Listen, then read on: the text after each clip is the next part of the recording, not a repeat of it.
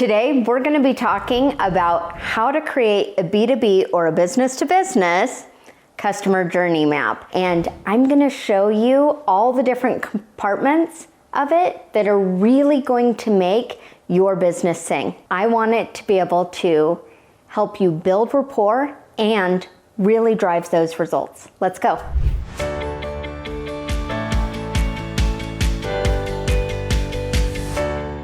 Is your customer journey map missing some critical steps? We're going to dive into the customer journey so that you make sure you're not missing a single thing. We're going to talk today about how a customer journey, a B2B customer journey map, differs from a consumer customer journey map. And finally, we're going to talk about the components that are really going to help you drive the results that you're looking for.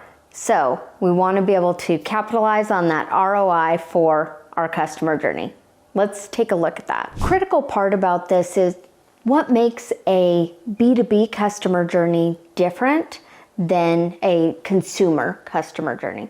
So we'll go through and we'll cover some of those subtle nuances in customer journey, but also, the big things that we want to cover are some of those critical juncture points in your customer journey that are really going to help you to be able to build rapport, build trust, and be able to retain and get repeat business with your customers. So let's take a quick look at everything that goes into creating a B2B customer journey. Whether or not you've ever seen any of my videos or how I break down a customer journey, I want to actually just show once again exactly how it is I go through and map out a customer journey. But there are some critical points where this differs from, say, a consumer customer journey. The columns that you want to think about. So over here, we have advertising, then we go into marketing, we go into sales, fulfillment, and internal. So I always like to start, I ask most of my customers to play a game of imagination with me, and I ask them, hey, pretend your business is a restaurant, open up the menu, and what is on the menu? What can I buy from you today? Now, in a business, a B2B type of situation, those products can often look very, very different than, say, a consumer or a coaching type of product. And so that's one of the big things that I want you to really keep in mind is we're going to start over here in the fulfillment column. In here, we're going to list out all of our products or services, both that are part of our B2B business. From there, we're going to move into the sales column. Now, I'm going to give you the key critical question that I ask every single customer that I have. In order to transact business with you, do I need to talk to you or somebody within the organization to give you my money? If the answer is yes, you have a consultative business.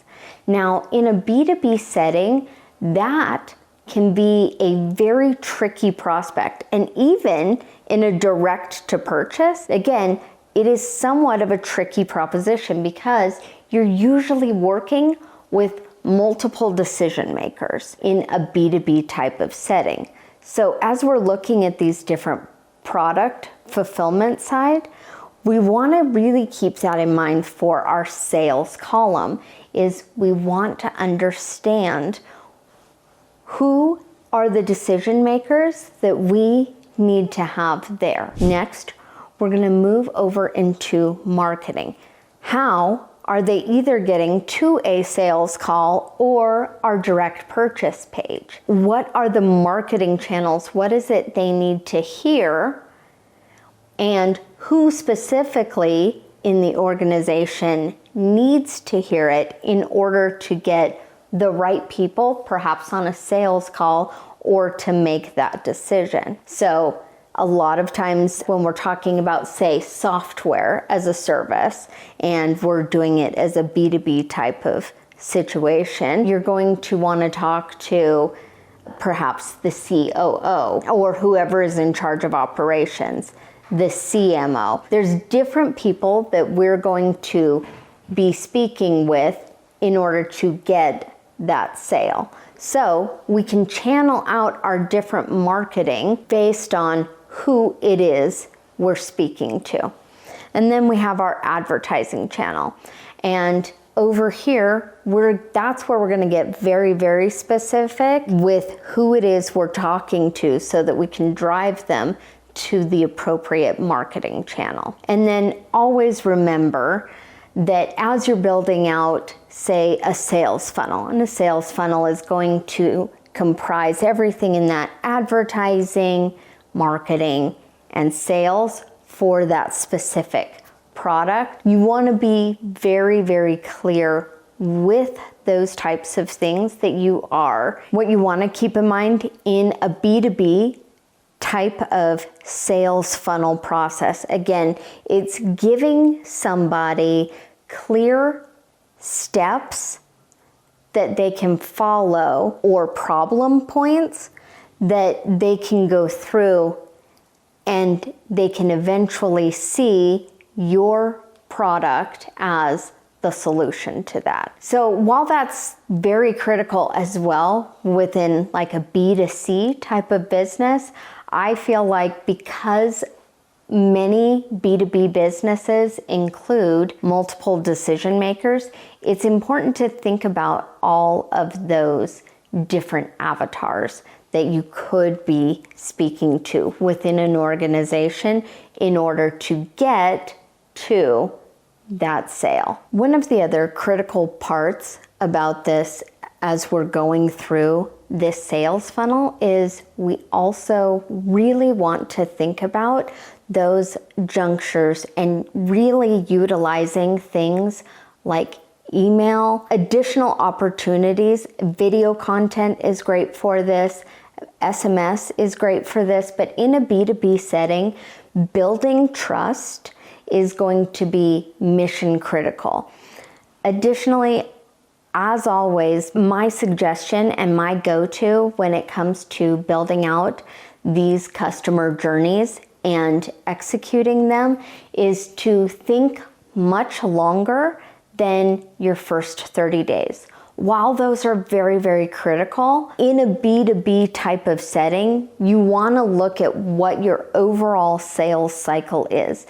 And perhaps you're newer into your business. If you are newer and you aren't sure exactly what your sales cycle is, or you feel like it's all over the map, like sometimes it's a week and sometimes it's 3 months, then what I would encourage you to do is take a look at the amount of communication that's going out to a lead once you have captured their information in order to be able to really build that trust faster. And what are the key components that you could take advantage of in order to build that trust?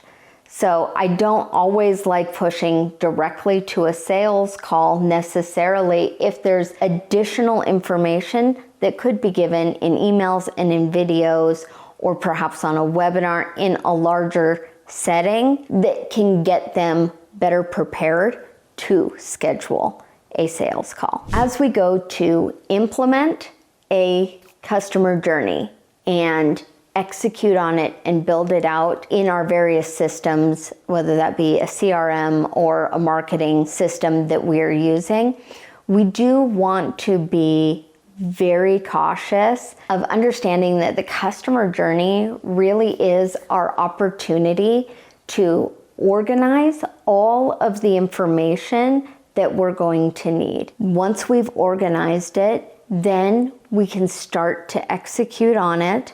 And that is what I often think of as like our optimization. This is where we're going to test out different things. So in the example that I gave earlier, if you are unaware of how your sales cycles, how long your sales cycle is on average, then optimization is really and testing out different things to maybe shorten up the length of that is going to be very, very critical. And having data to back that up so that you know what things are repeatable within your business. Finally, I want you to really think about, in that optimize phase, you really want to take a look at where people are falling off of that customer journey, where they're taking a different path, and then figure out how you're going to be able to get them back. That optimization, as well as being able to find those repeatable processes in your business, is really important before you move on to customization. If you're ready to really dive in and take a deep dive into your customer journey and how you can make that work within your business, you can also check out this video where we take a deep dive into sales funnels as well as how they fit into your customer journey. If you're ready to refine your customer journey even further, then I want you to check out this video right here where we do just that, and you can create your customer journey with me here.